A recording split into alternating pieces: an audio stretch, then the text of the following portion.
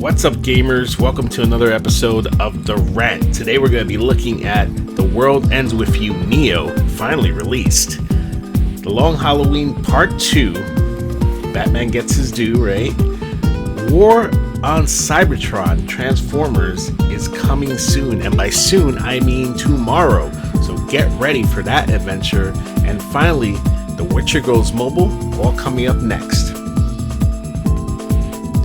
Alright gamers, kicking it off, we start with The World Ends With You Neo, out right now on PlayStation 4 and Switch. So this game is interesting because this was originally released 14 years ago on the DS, so a lot of gamers have not had the opportunity to catch up and play this game. It's actually one of the rare gems that was probably missed. It is in one of Square Enix's most powerful franchises, right? When you think Square, you automatically think Final Fantasy and Dragon Quest, but this was one of those games they experimented with, and it was a great experiment on the Nintendo DS, and it was just a new way of looking at an RPG. It had great art, great sound. It was just very different from anything that you had played before, and it was wonderful to hear that they were going to reintroduce this series to the world.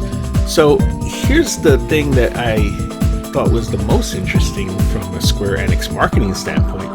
They took a very different route when it came to marketing the game, because they knew that players had not played the 14-year-old version on DS. Now, there was a mobile version that was released to some fanfare for the niche group that had played before, but for the most part, a lot of people didn't try it out. Now, what they did was they worked with Funimation and released simultaneously, right before the full release of the game, a animated series that would catch you up on the old protagonist's adventure. Now, you don't need to play the old game to play the new game. They are separate storylines, even though there are similarities in a lot of ways.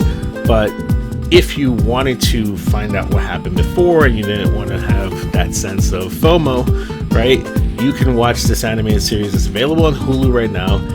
I love the art. You know, I know not everybody is going to agree with me, but I think it's a great art style.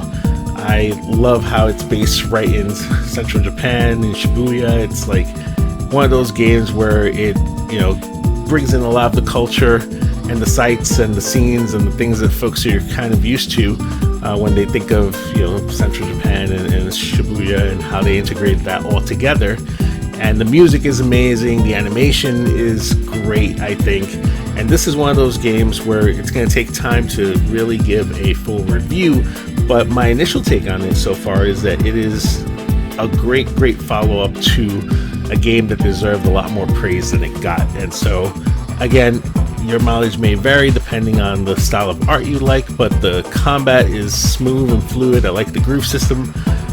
You know, you'll get a better understanding of that as you play the game and try the game out, but it's definitely worth an experimentation if you're looking for something new and different that has great sound, a great art style, and is a new challenge in the RPG or action RPG space. And so definitely give it a try. I guarantee you, I think you'll enjoy it. And if you want to catch up beforehand, like I said, on Hulu, watch the animated series. Maybe that will push you forward into wanting to play the game. It's Square, right? So Square Enix always does a great job when it comes to their RPGs. You know, I can't remember a time that they've done an RPG and it hasn't been good, at least, right? Maybe not the greatest, but at least good. So give it a try. Get out there. Batman The Long Halloween Part 2 is finally here to close out the two-part storyline, right? This is an amazing series. If you haven't watched it yet, go watch Part 1 so you can watch Part 2. Part 2 is out today. It is one of those series that was very impactful in the DC Universe. Everyone kind of knows it. It stands right up there with the Hush storyline, and it's just great, you know. And the one thing I love about this is a lot of people don't know this, but this storyline was something that was used to influence Christopher Nolan's trilogy. Now, the crazy part is that there was a lot of focus on the Joker in that trilogy, right?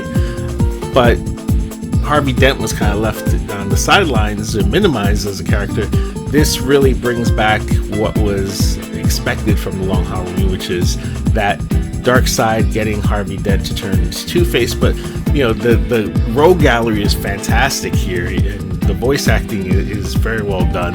I mean, you have Troy Baker coming back as the Joker, which is fantastic. I love Troy Baker.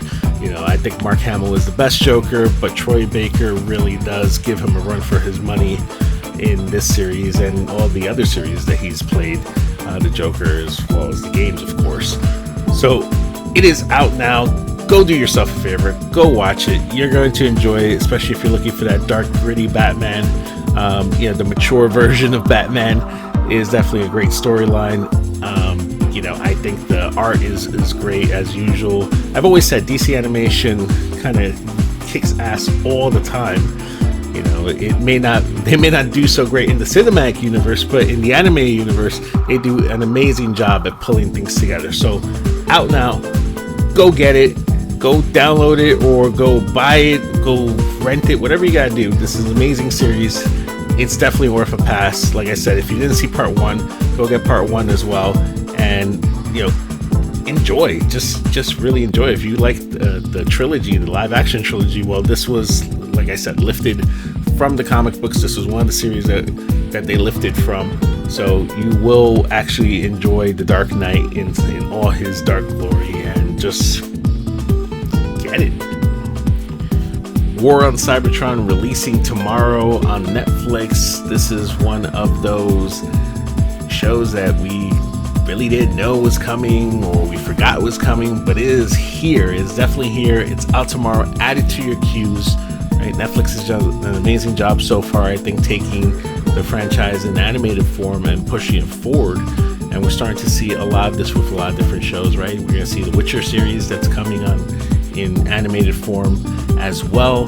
We have live actions that are going to be coming as far as The Last of Us. So games are really taking the forefront of entertainment right now. It seems like a lot of ideas are coming from games at this point, and that's fantastic for gamers. But I think it's also fantastic for folks that are not into games, because now they can see video games do have story, do have depth, are allowed to provide an alternate form of entertainment, and they do pull us into a whole world, an interactive world. And a lot of folks don't think that. A lot of folks think that video games are dumb and have no substance, and when they think video games, sometimes they lump them all up into shooters that are mindless, and they forget that there are games out there that have deep storylines, right? And so Transformers War on Cybertron was one of those games that was fantastic, and it was overlooked because they thought, 80s cartoon, but no, it was a really great game.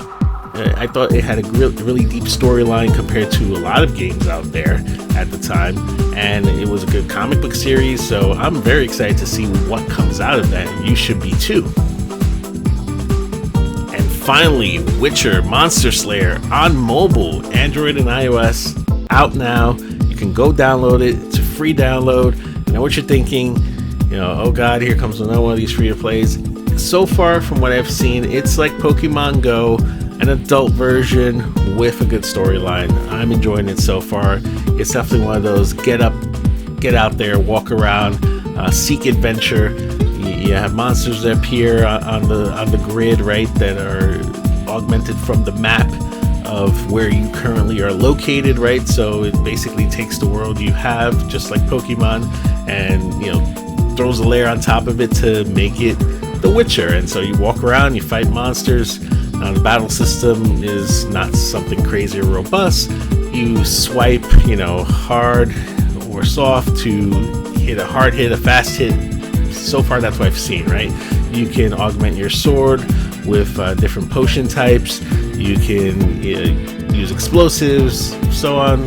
They're all touch. You can do the spells. The spells are basically, a touch spell format where you recreate the letter that is there. It'll show you the letter or the glyph or whatever, the sigil at the top that you need to copy, and you just recreate it with your finger on the screen, and then boom, spell, right? So nothing big, nothing crazy, enjoyable so far. I can't really say how deep it goes. It's got an in-app system, of purchasing, of course. So I don't know if you need to buy these things yet to pay to win, or if it's one of those things where you can just carry it forward and, you know, grind the game and still do well.